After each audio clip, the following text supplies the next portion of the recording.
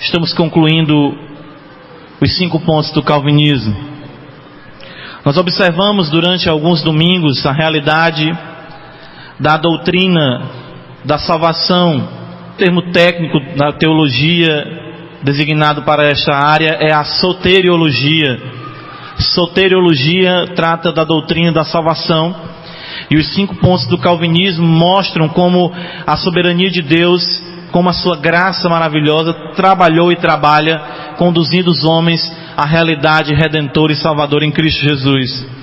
No primeiro domingo nós observamos a realidade do estado de depravação total e de perdição plena em que se encontra todos os homens que não conhecem a Cristo Jesus como seu Senhor. As Escrituras nos dizem que o homem se encontra morto nos seus delitos e pecados, que o homem de fato ele não tem prazer nas coisas de Deus, não entende as coisas de Deus. De fato, o apóstolo Paulo diz em Romanos capítulo 8, versículo 7, que a inclinação da carne, o pendor da carne é inimizade contra Deus, porque não está sujeito à lei de Deus, nem mesmo pode estar. Paulo em Romanos capítulo 3, versículo 9 ao 18, Paulo traz uma descrição do estado em que o homem se encontra, dizendo que não há quem entenda, não há quem busque a Deus, não há quem se incline para a realidade de Deus, para a realidade em Cristo Jesus nosso Senhor. Estando o homem nessa situação tão lamentosa, numa situação tão terrível, a Bíblia nos diz que Deus, na sua grande misericórdia, elegeu alguns para a salvação. De fato, a eleição é um ato que se deu na eternidade, no qual Deus determinou que iria salvar incondicionalmente, ou seja, sem nenhuma condição no homem, aqueles que seriam seus.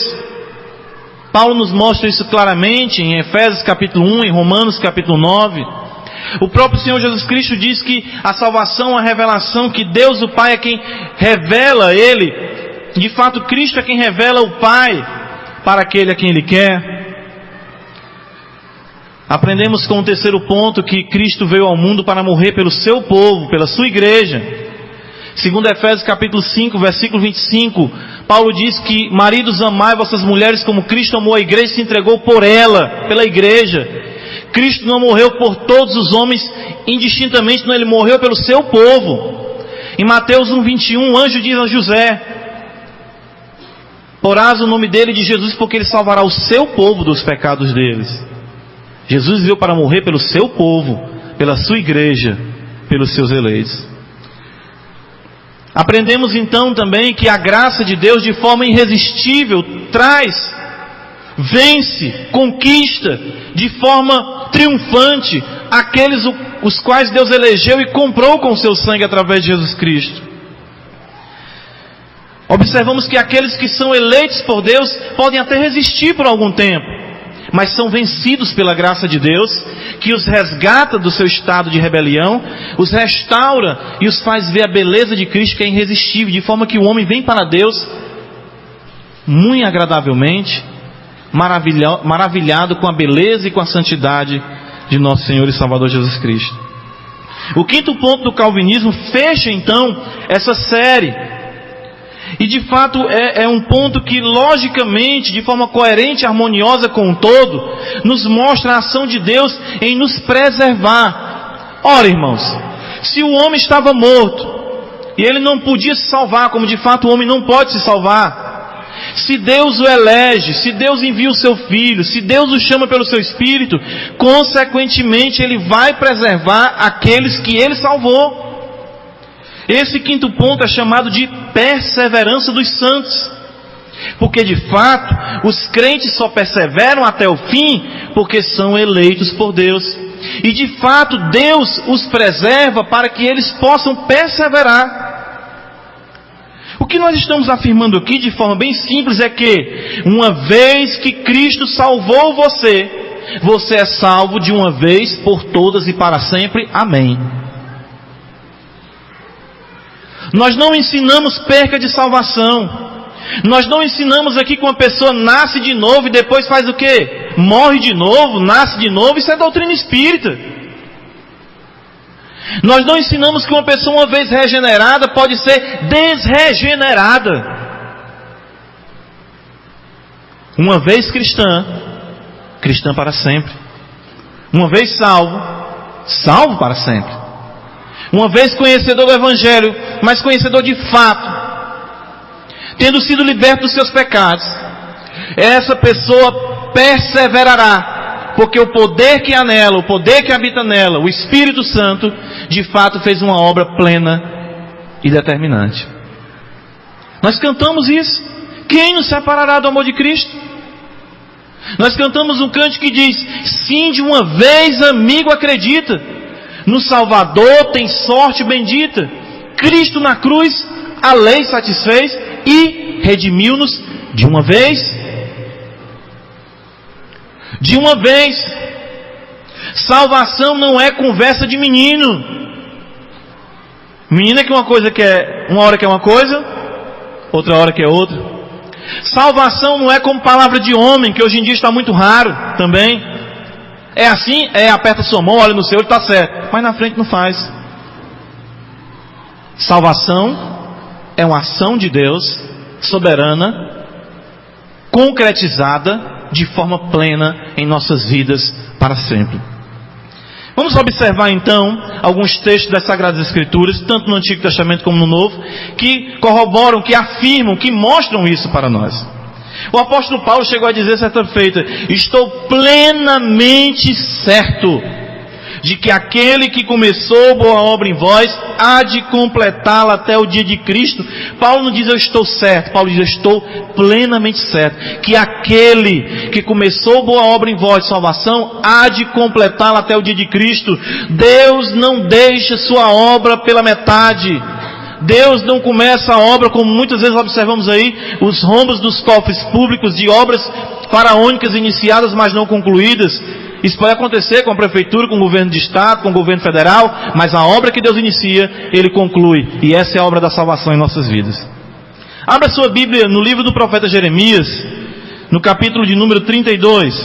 A Bíblia Coinário, página de número 685. Livro do profeta Jeremias, capítulo 32. Nós iremos ler do versículo 38 ao 40. A Bíblia Coinário, página 85.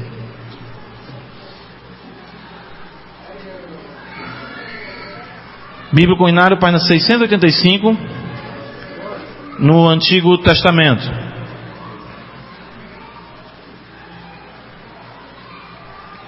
O profeta Jeremias, ele nos mostra então a realidade da aliança de Deus com o seu povo e a permanência dessa obra salvadora em nossas vidas.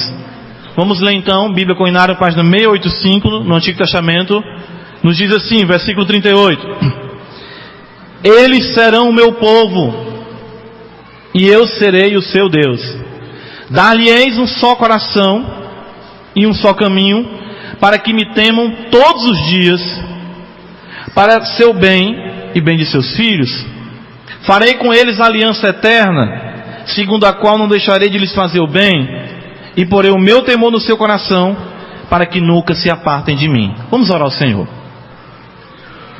Ó Senhor Deus e Pai, a Tua palavra é a verdade, e nós Te louvamos pelo privilégio de podermos aqui, com liberdade e alegria, aprendermos dela mais uma vez.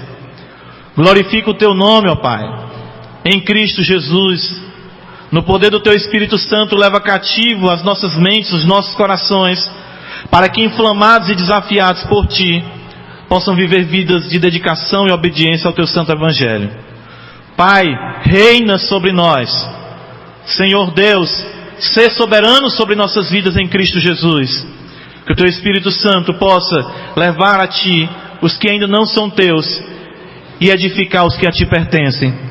E, Senhor, quebrar a cerviz dos que se mantêm rebeldes ao Teu Santo Evangelho. Em Cristo Jesus, Pai. Amém.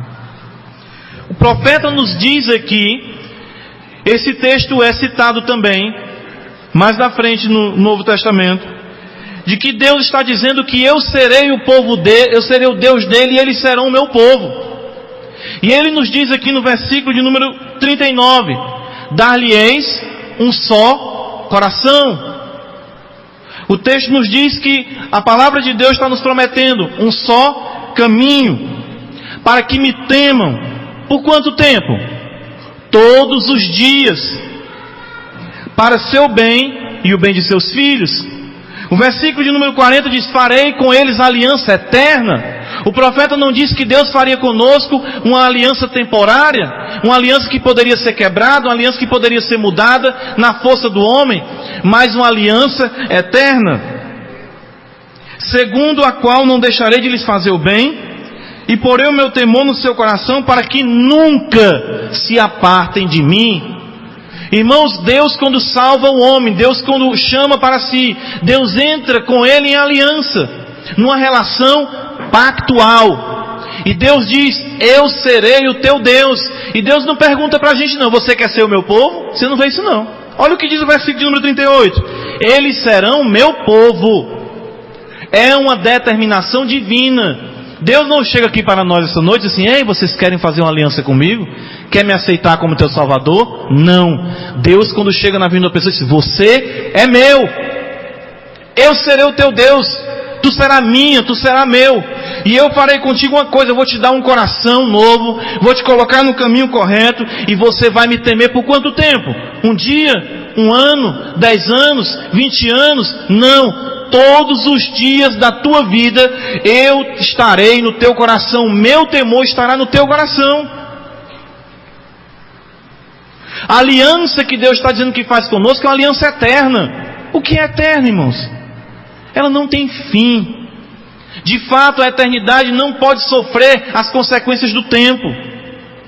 A salvação que Deus estabelece com o seu povo é uma salvação eterna. Quando Jesus Cristo toma o cálice na Páscoa, ele diz: esta é a aliança do meu sangue, a nova aliança. Deus está então nos dizendo que em Cristo Jesus ele fez um pacto eterno com todos nós. O versículo diz ainda: porém o meu temor no seu coração, para que nunca se apartem de mim.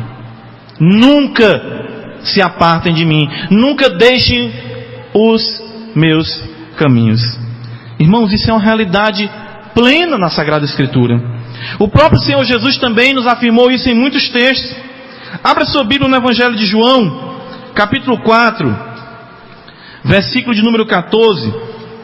A palavra de Deus nos diz exatamente o seguinte. Bíblia Coinário, página 103 no Novo Testamento.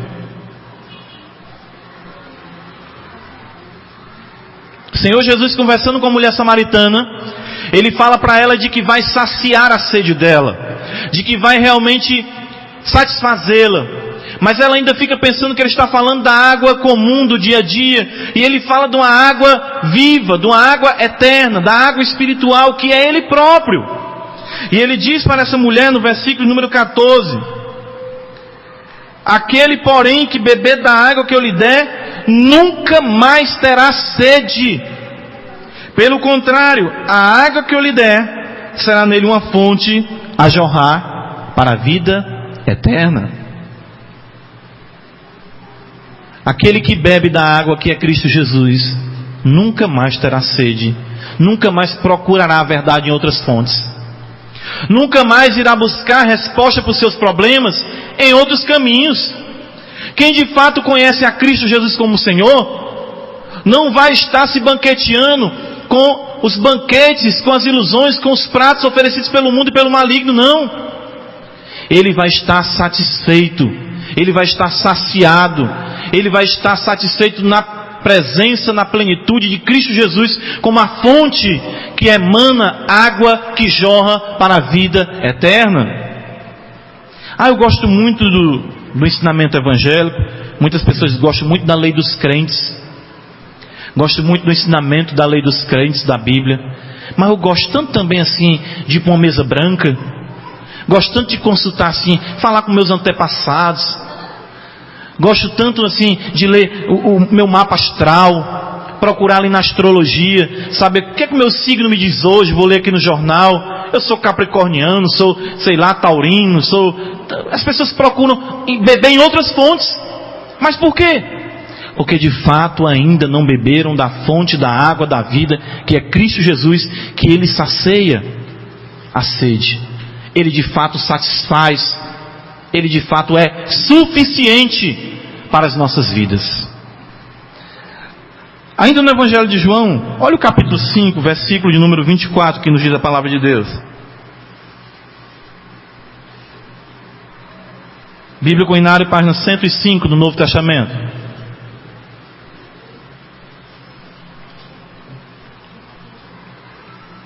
Em verdade vos digo, quem ouve a minha palavra e crê naquele que me enviou, terá a vida eterna, teve a vida eterna, tem a vida eterna, não entra em juízo, mas passou da morte para a vida. A salvação em Cristo Jesus não é algo que o cristão vai desfrutar só quando morrer, não. Muitas pessoas ensinam por aí que quando eu morrer eu vou desfrutar da vida eterna. Não.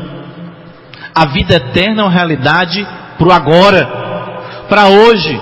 Jesus disse isso para os seus discípulos: quem crê em mim, quem ouve a minha palavra, esse tem a vida eterna, não entra em juízo. O cristão não serve a Deus com medo do inferno, porque o cristão vive para a glória de Deus e sabe que a condenação não é uma realidade mais para a sua vida. Por quê? Porque ele tem a vida eterna. Olha o que nos diz ainda João capítulo 6, versículo 39 e 40, palavras do próprio Senhor Jesus.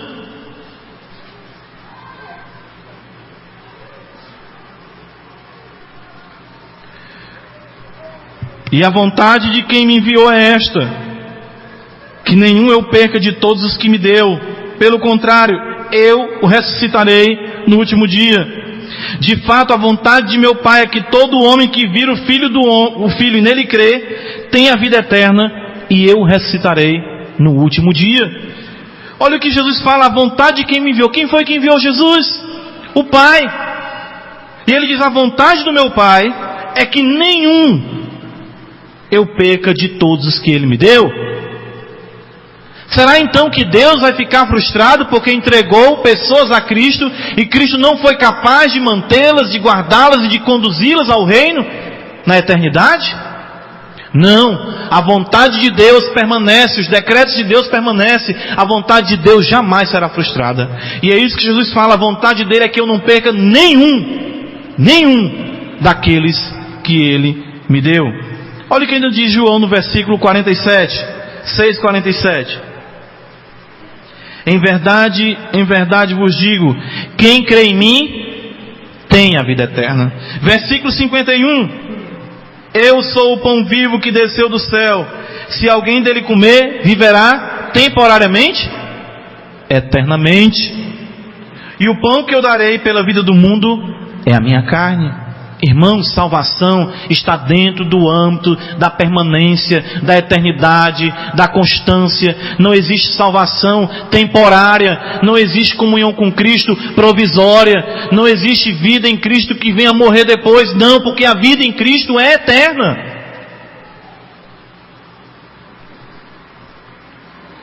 Olha o que nos diz ainda o Evangelho de João capítulo 10, Senhor Jesus falando dele como bom pastor. Versículo de número 27 a 29, Bíblia Coinária, página 113. Olha o que as Escrituras nos mostram do Senhor Jesus mostrando-se para nós como supremo pastor e de como Ele como pastor conduz as nossas vidas.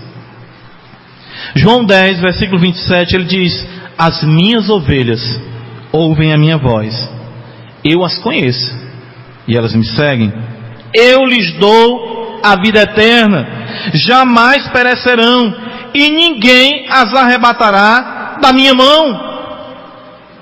Mas você tem que vigiar, porque senão o diabo pode fazer você perder a sua salvação. Ninguém. Não, mas se eu quiser também eu posso deixar de ser crente. Ninguém. Você também está incluso. Mas se o mundo, se alguém, ninguém as arrebatará da minha mão. As minhas ovelhas ninguém pode tirar da minha mão. Quem está falando isso é o Deus Todo-Poderoso. Parece que essas coisas a gente tem dificuldade de entender, de ouvir. Mas pastor, eu conheço tanta gente, vamos já chegar nessa realidade das objeções quanto a este ensinamento. Olha o que diz o versículo 29. Aquilo que meu Pai me deu é maior do que tudo, e da mão do Pai ninguém pode arrebatar. Quem pode mais do que Deus? Quem pode ir contra os desígnios de Deus? Ele fala no profeta Isaías: operando eu, quem impedirá? Por que esse ensinamento de salvação tão fraco hoje em dia, nos nossos dias? Por que esse ensinamento tão terrível de que uma pessoa, ela é crente hoje e não é crente amanhã, de que ela pode perder a salvação, ou de que ela mudou de ideia, ou de que Jesus de repente ela botou de lado, tirou férias de ser crente, tirou uma licença prêmio da sua espiritualidade? Que conversa é essa? Mas é muito comum isso hoje em dia, porque a maneira que algumas igrejas têm de colocar medo e pavor na vida das pessoas para mantê-las cativas, manipuladas por um ensinamento de perca de salvação que não é de acordo com a Sagrada Escritura. Cuidado, se você não me obedecer, você perde sua salvação. Cuidado, se você não vier para cá, você perde sua salvação. Cuidado, se você cortar o seu cabelo, você perde sua salvação. Cuidado, se você não usar essa roupa, você perde sua salvação. Eu me lembro daquela história, né? Uma história um tanto engraçada que eu ouvia muito lá em Fortaleza, que é essa história de que um dia a pessoa é crente, outro dia a pessoa não é crente. O pastor chegou para o camarada e disse: e aí, meu irmão, como é que está? Firme e forte. Ele: amém. Está bem, graças a Deus, preparado para ir para o céu. No outro dia ele encontrou: e como é que está? Não bem não, perdi minha salvação, estou triste, não vou para o céu mais não. No outro dia ele encontrou, passou uma semana: como é que está? Ó, glória, vou para o céu. Está feliz, irmão? Tô, que bom. Encontramos um mês depois: arrasado, o que foi? Sou crente mais não. O pastor: rapaz, eu tenho que ajudar esse homem. Aí passou um tempo e encontrou eles: como é que você está? Estou bem. Está bem mesmo? Tô bem. Se morresse hoje ia para o céu, ia. Pois toma, está com a facada nele. Que é isso, pastor? Para você ir para o céu agora, de repente amanhã você está perdido. Deixa eu garantir sua entrada no céu logo, vou lhe matar.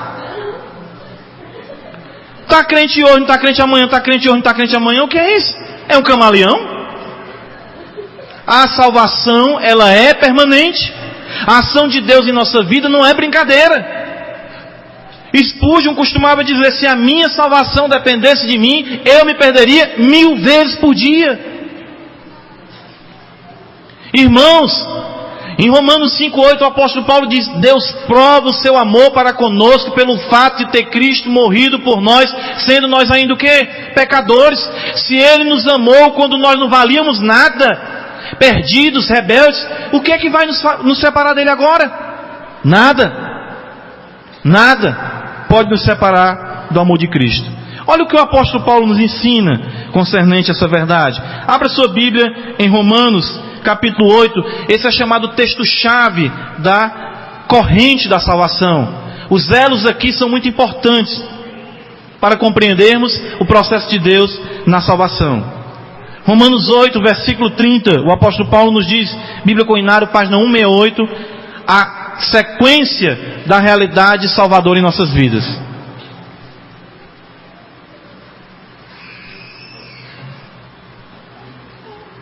Romanos 8,30, Paulo diz: e aos que predestinou, Bíblia Coinário, página 168, no Novo Testamento. Acompanhe conosco. E aos que predestinou, a esses também chamou, e aos que chamou, a esses também justificou, e aos que justificou, a esses também glorificou. Não existe uma pessoa predestinada, chamada, justificada e perdida. Essa sequência não pode ser quebrada. Essa realidade não pode ser interrompida. Aqueles a quem Deus predestina, Ele chama. A quem Ele chama, Ele justifica. A quem justifica, Ele glorifica. Pronto. Não tem o que nós argumentarmos contra essa realidade. É tão certo a realidade da glorificação que todos os verbos se encontram em que tempo? No passado. Ele predestinou, Ele chamou, Ele justificou, mas Ele glorificou já? Não, nós ainda seremos glorificados. Mas é tão certo a ação de Deus na nossa glorificação que Paulo coloca isso como algo já concretizado, porque a promessa de Deus, a palavra de Deus não muda.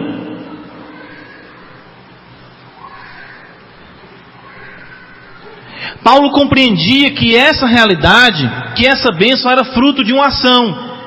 Sabe qual, irmãos? Da intercessão de Cristo. Olha o que diz o versículo 34 de Romanos 8 ainda. Olha o 33. Quem tentará acusação contra os eleitos de Deus? É Deus quem os justifica. Quem os condenará? É Cristo Jesus, que morreu, ou antes que ressuscitou, o qual está à direita de Deus e também o quê? Intercede por nós. Irmãos, o seu nome, o meu nome, está constantemente nos lábios de Cristo, nos ouvidos do Pai. E Jesus, quando foi ressuscitar Lázaro, ele disse: Pai, eu sei que tu sempre me ouve. Não existe nenhuma oração, não existe nenhum pedido do Filho que o Pai negue. E a razão de nós perseverarmos na nossa caminhada cristã é que Cristo está intercedendo por mim e por você, intercedendo por nós, para que possamos vencer todas as tentações, todas as dificuldades, todas as barreiras. Cristo intercede por nós, irmãos. Se Deus atende a nossa oração em nome de Cristo, o que dirá do próprio Cristo ao lado do Pai, falando de mim, de você, conhecendo as nossas fraquezas, conhecendo as nossas limitações? Ele constantemente intercede por nós. E por isso, jamais nos perderemos. Vá um pouco mais para frente, Romanos capítulo 11, versículo de número 29. O apóstolo Paulo nos diz ainda também na página 171, porque os dons e a vocação de Deus são o quê? Irrevogáveis. Lembra quando a gente era menino? Faz muito tempo não, graças a Deus, né? Foi ontem, né? Tava ali brincando com outro coleguinha, aí de repente tava com a caneta, toma pra ti. Aí você, que coisa boa, vinha pra casa, lé com a caneta. Passava um pedacinho, lá vinha o pai do menino falar com o pai da gente. Eu vim buscar a caneta, que o meu menino, o seu filho está com ele. Aí o menino disse: não pai, mas ele me deu. O menino dei não, mas eu dei, mas eu quero de volta. Não é assim, criança? Dá e depois toma. Não é assim? Mas a vocação, os dons de Deus são irrevogáveis. Deus não chega pra gente: eu te salvei, sabe de uma coisa? Me dê minha salvação de volta. Me dê minha salvação de volta. Não quero você mais aqui no meu reino não. Me dê aí. Eu te dei o perdão. Me dê o perdão. Me dê a justificação. Me dê a adoção. Mas eu não quero conversa não, me dê logo aí. Não existe isso não, irmãos. Deus não é menino. O que Ele nos deu, o que Ele fez, o que Ele trabalhou em nossas vidas é uma obra para a eternidade, permanente em nosso ser. Vá para Filipenses capítulo 1, o texto que nós citamos no começo do nosso sermão e nossa introdução. O apóstolo Paulo nos diz, no versículo 6, Bíblia Coinário, página 210, ele nos diz exatamente o seguinte: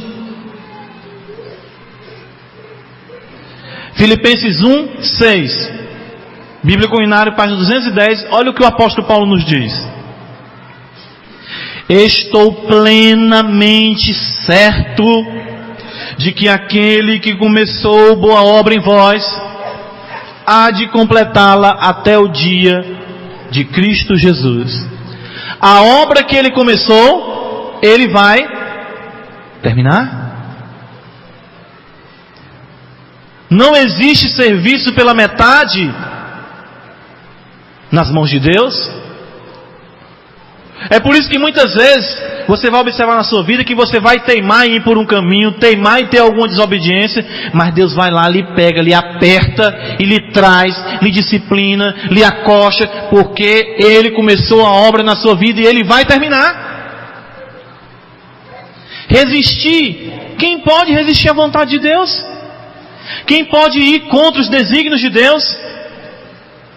Irmãos, Deus é todo poderoso.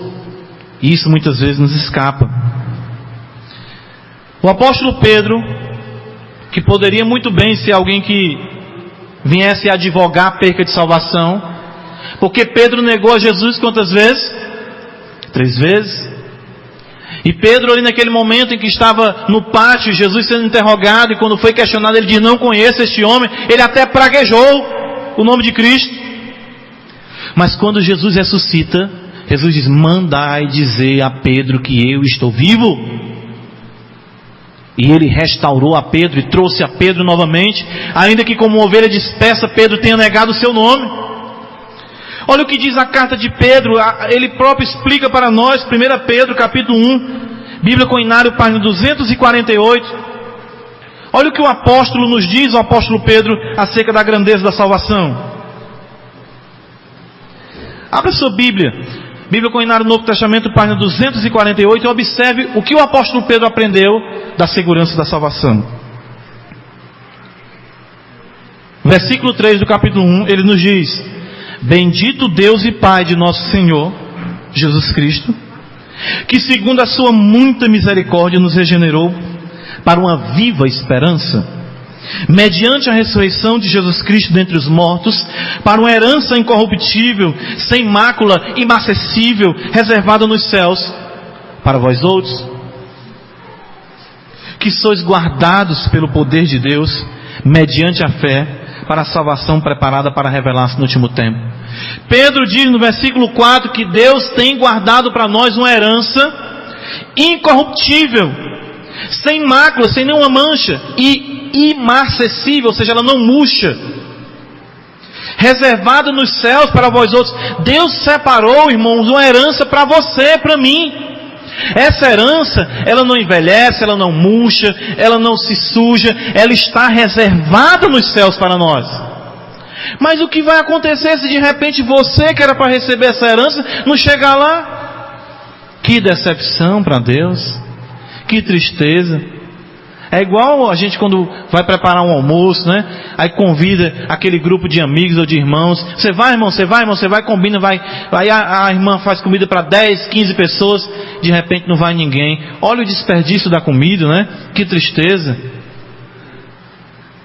Ou até mesmo a comunhão que se perdeu ali, aquele desfrutar de momentos de alegria com aqueles queridos. Será que Deus vai estar lá no céu dizendo: olha só, preparei essa herança aqui. Olha aqui, preparei essa herança aqui para Janaína, mas ela não chegou. Que pena. Vou deixar aqui guardado com a pro. Vamos botar no almoxarifado? Quem sabe alguém que eu pensava que não vinha, vem. É assim, irmãos, o reino de Deus, o céu. Olha o que Pedro diz no versículo 5. Pedro nos mostra que Deus não só guarda uma herança para nós, mas que Deus nos guarda para essa herança. Olha o que diz o versículo 5. Que sois guardados pelo poder de Deus, mediante a fé, para a salvação preparada para revelar-se no último tempo. Deus guarda uma herança para você e guarda você para a herança. Essa é a realidade, irmãos, da ação de Deus. O poder de Deus, sois guardados pelo poder de Deus. Vá um pouco mais para frente, nosso texto de Judas, irmão do Senhor Jesus, Bíblia Coinário, página 261. O texto que nós iniciamos o nosso culto, versículo 24 e 25, nós temos aqui uma das mais belas doxologias, ou seja, um dos momentos mais belos de glorificação a Deus. E Judas nos mostra a firmeza e a certeza da salvação. Judas, versículo 24 e 25, Bíblia Coinário, página 261, você vai mais um pouco para frente, você passa Pedro, 2 Pedro, 1 João, 2 e 3, aí vem Judas, antes de Apocalipse. Versículo 24 e 25, ele diz: ora, aquele que é o quê? Poderoso para vos guardar de tropeço. Olha só, tropeço aqui não quer dizer que o crente não vacile, não fale, mas o tropeço seja de uma queda da qual ele não venha mais a levantar-se. Deus é poderoso para vos guardar de tropeço e para o quê? Vos apresentar com exultação, imaculados diante da sua glória. Irmãos, se Deus nos chamou, se Deus nos elegeu, se Ele enviou o seu Filho para morrer por nós, e chegar aquele grande dia, Ele dizer: aqui está, Pai, os filhos que eu comprei para Ti na cruz. Vixe, está faltando aqui mais ou menos 500 mil pessoas, mas não quer dizer nada não, eu trouxe alguns milhões. Onde é que vai estar a exultação, a alegria? Que decepção, que frustração. Jesus diante do Pai sem os filhos que Ele comprou na cruz. Que absurdo. Por isso que o texto diz que Ele vai nos guardar de tropeço e nos apresentar com exultação, com muita alegria, com muito júbilo. A festa no céu quando o pecador se arrepende, e haverá exultação quando os filhos de Deus todos reunidos estiverem na presença do Pai, pelo poder de Jesus Cristo. Imaculados diante da sua glória, ao único Deus, nosso Salvador, mediante Jesus Cristo, Senhor nosso, glória, majestade, império e soberania, antes de todas as eras e agora e por todos os séculos. Amém. Judas, ele não é aqui o traidor, é o irmão do Senhor Jesus. Ele entra no momento de gozo, de alegria, e expressa a grandeza da salvação, jubilando, se regozijando na presença do Senhor. Algumas objeções acerca deste ensinamento. Alguém pode dizer assim: mas pastor, eu conheci tanta gente que foi crente durante 10 anos, 20 anos. Você vai evangelizar hoje em dia? As pessoas dizem assim: não, eu já fui crente. Não é comum isso, não é? Rapaz, isso aí, meados dos anos 70, 80, eu conheci, vivi. Eu fui da igreja tal, passei tanto e tanto tempo. E aí, pastor, como é que se explica isso aí? Essas pessoas, irmãos, aparentavam ser salvas, porém não eram salvas de fato. Porque nós vimos aqui por muitos textos bíblicos, no Antigo e Novo Testamento, de que a salvação de Deus é de uma vez por todas. Olha o que Paulo nos diz em 2 Timóteo, capítulo 2, versículo 17 a 20. Bíblia Coinário, página 228. Abra sua Bíblia, observe como é interessante. O apóstolo Paulo já entende isso aí.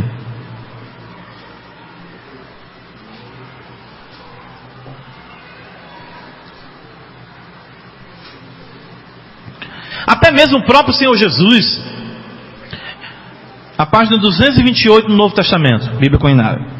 Até mesmo o próprio Senhor Jesus, ele no Sermão do Monte, ele diz: naquele dia muitos me dirão: Senhor, Senhor, não profetizamos em teu nome, não falamos em outras línguas, não expulsamos demônio? Não vos conheço, dirá o Senhor. Apartai-vos de mim, vós que praticais a iniquidade. Muitas pessoas se iludem pensando que são servas de Deus. E muitas pessoas passaram muito tempo na igreja e foram influenciados pelo Evangelho. Mudaram a sua conduta, criaram até os filhos na igreja. Mas isso não quer dizer necessariamente que sejam crentes. Porque, irmãos, quem é, nunca deixa de ser. E quem deixou de ser, é porque nunca foi. Olha o que diz a Bíblia para a gente, 2 Timóteo 2, versículo 17 a 20. O apóstolo Paulo falando de dois camaradas aqui, que estavam corrompendo a igreja, com ensinamentos falsos.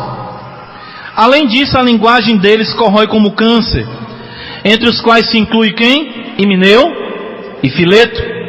Estes se desviaram da verdade, asseverando que a ressurreição já se realizou, e estão pervertendo a fé de alguns. Olha só, Himeneu e Fileto estavam se desviando da verdade, ensinando que a ressurreição já tinha acontecido, e estavam pervertendo a fé de muitas pessoas na igreja. E aí, pastor, está vendo aí? Eles eram crentes e estavam se desviando. Olha o que Paulo diz no versículo 19: entretanto, o firme fundamento de Deus permanece, tendo este selo: o Senhor conhece os que lhe pertencem, e mais, a parte da iniquidade, da injustiça, todo aquele que professa o nome do Senhor. Versículo 20: ora, numa grande casa, não há somente utensílios de ouro e de prata, há também de madeira e de barro, alguns para honra, outros porém para desonra. Numa igreja, irmãos, nós vamos ter sempre vasos de honra e de desonra. Nós sempre vamos ter pessoas que aparentam ser crentes, pessoas que se mostram cristãs, pessoas que vibram com os ensinamentos da Bíblia. 2 anos, 10 anos, 15 anos, mas depois, cadê? Não vem mais não. Por quê? Não era vaso de honra. Deus conhece os que lhe pertencem. Nós estávamos hoje na escola dominical falando justamente sobre isso. A igreja visível tem muitos que Deus não tem. Muitas pessoas, às vezes, estão no hall de membros. Muitas pessoas chegam a ser batizadas, como Simão o Mágico, em Atos dos Apóstolos, capítulo 8. Mas não eram pessoas de fato que serviam a Deus, não eram pessoas de fato crentes. Porque a Bíblia diz: Deus conhece os que lhe pertencem, e aqueles que pertencem a Ele se apartam da injustiça, porque professam o nome do Senhor. Irmãos, ou a Bíblia afasta você do pecado, ou o pecado afasta você da Bíblia. Igreja é uma realidade suportável para algumas pessoas durante algum tempo. Mas a partir do momento em que a igreja começa a apresentar pela Escritura o compromisso, o dever, as responsabilidades que temos como cristãos, o amor, a renúncia, a dedicação, cadê? Já foi. Por quê? Porque não era dos nossos. Abre 1 João, capítulo 2, versículo 19. Bíblia Coinário, página de número 256 no Novo Testamento. Olha o que João nos mostra acerca dessa realidade.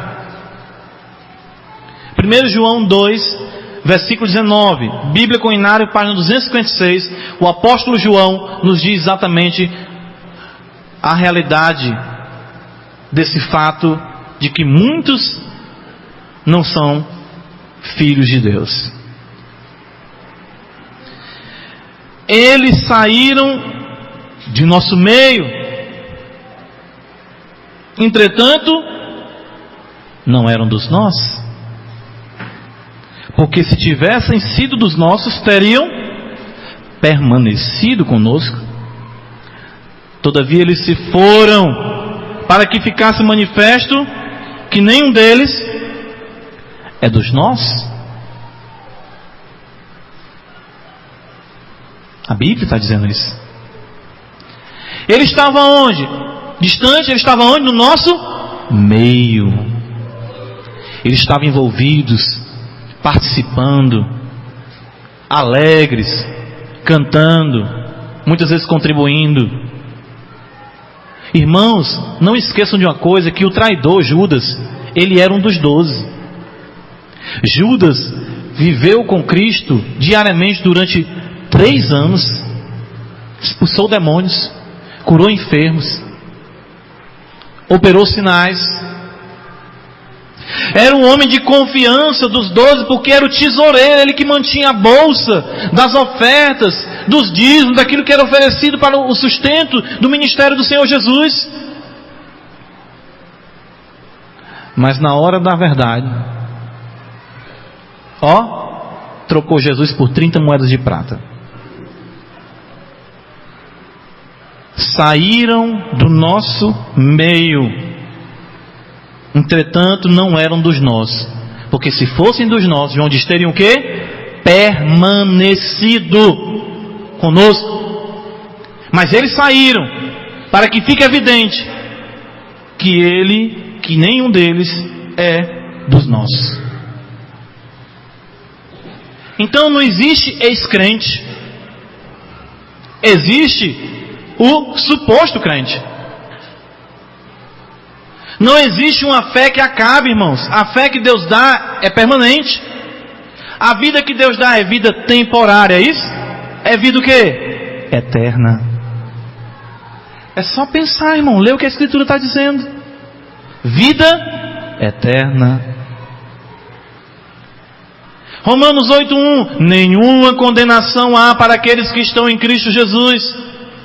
A pessoa está igual aquele pobre daquele homem, um dia era crente, outro dia não era crente, um dia era crente, entrou na faca para poder ir para o céu. Não existe condenação para quem está em Cristo Jesus. Então é muito simples. Quando você encontrar uma pessoa que diz, não, já fui crente, evangelize ela ainda não conheceu o evangelho ainda não. Ela pensa que conheceu o evangelho, conheceu a Cristo.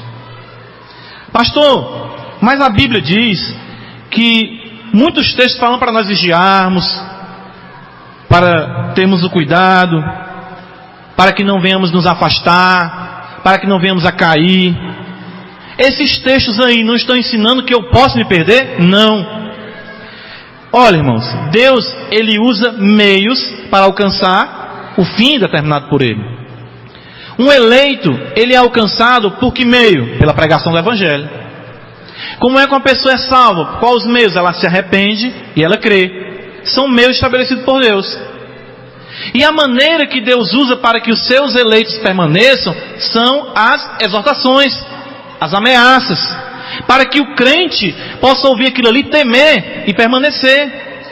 Mas não é porque o crente vai cogitar perca de salvação, mas porque só em pensar nisso, mesmo que seja de longe, ele já tem um cuidado de se manter na linha. Essas são as balizas colocadas por Deus para que não venhamos jamais a desviar do nosso caminho. Lá em 1 Coríntios 10, o apóstolo Paulo fala da desobediência, da idolatria do povo de Israel, e ele diz, olha, tudo isso foi escrito para a nossa advertência, sobre quem tem chegado o fim dos séculos, para que não venhamos a cair como eles caíram e ficaram prostrados no deserto. Aí o crente, o que ama a Deus, quando ele ouve aquilo ali, ele o quê? Ele teme, meu Deus, me ajuda, tem misericórdia, me sustenta, me fortalece, segura na minha mão.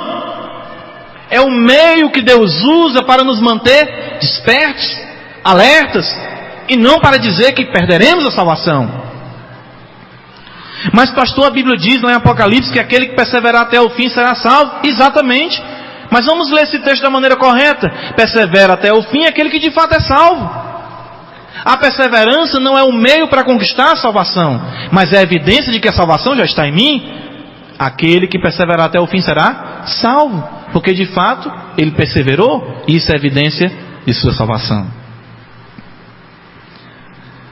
Existe um jargão bem conhecido: uma vez salvo, salvo para sempre. E muitas igrejas aborrecem esse jargão. De fato, isso foi criado pelas pessoas que criticavam esse ensinamento. Mas esse jargão, ele tem uma verdade interessante. Porque de fato aqueles que são salvos de uma vez por todas, mas não para viver em pecado, não para viver desobedecendo a Deus. Eu sou salvo, estou eleito, estou garantido, agora eu vou fazer o que eu quiser. Não entendeu salvação. Como é que nós morremos por pecado, como diz o apóstolo Paulo em Romanos 6, vamos viver para Ele como se fôssemos ainda servos do pecado?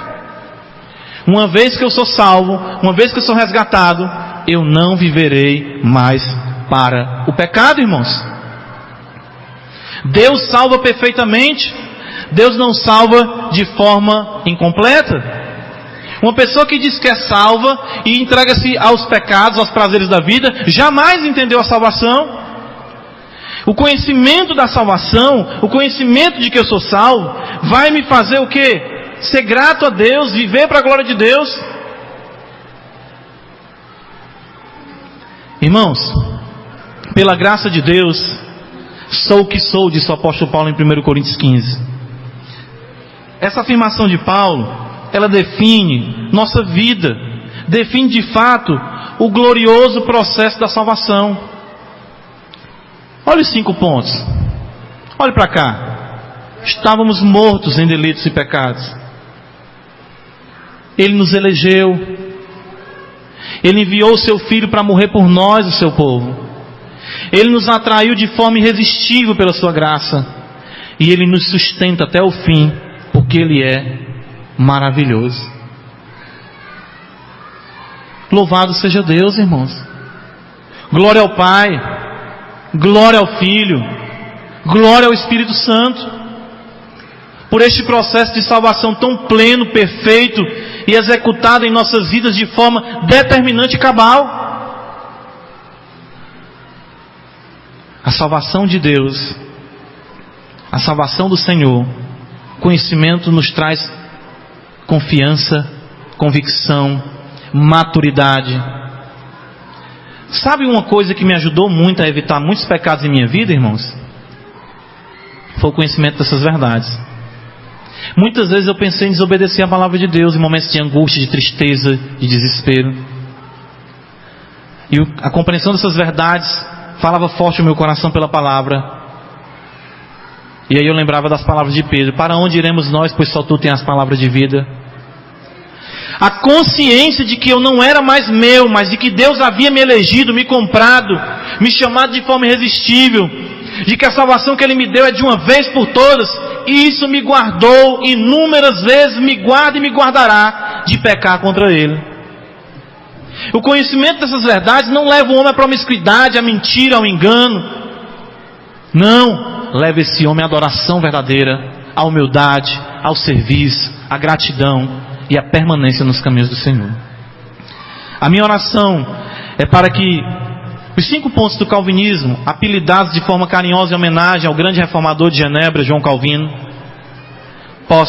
esses pontos possam permanecer bem fundamentados no seu ser, no nosso ser, e possamos servir a Deus com dedicação e com alegria. Amém. Vamos orar ao Senhor, dando graças por esse momento, pela sua palavra exposta a nós, nos desafiando a uma nova vida. Ó Deus, nós te agradecemos, Senhor, pelos domingos aqui reunidos, Senhor, pelas noites em que o Senhor nos concedeu o privilégio de aprendermos esses assuntos tão gloriosos concernentes à nossa salvação. Pai, nós queremos, Senhor, que essas verdades possam estar bem fundamentadas em nosso ser e possamos vivê-las de forma intensa, a fim de que Tu sejas glorificado em nossas vidas durante todos os dias em que aqui trilharmos o nosso caminho para a glória do Teu nome. Pai, que os Teus eleitos possam ser cada vez mais arrebanhados em Horizonte, que a Tua igreja possa marchar de forma triunfal e que nós possamos, Senhor, vivermos vidas de gratidão, piedosas e dedicadas a Ti. Perdoa a multidão dos nossos pecados, Senhor, e nos ajuda a obedecermos a Tua lei. Essa é a nossa oração, Pai, que fazemos a Ti, em Cristo Jesus. Amém. Nós iremos agora louvar a Deus.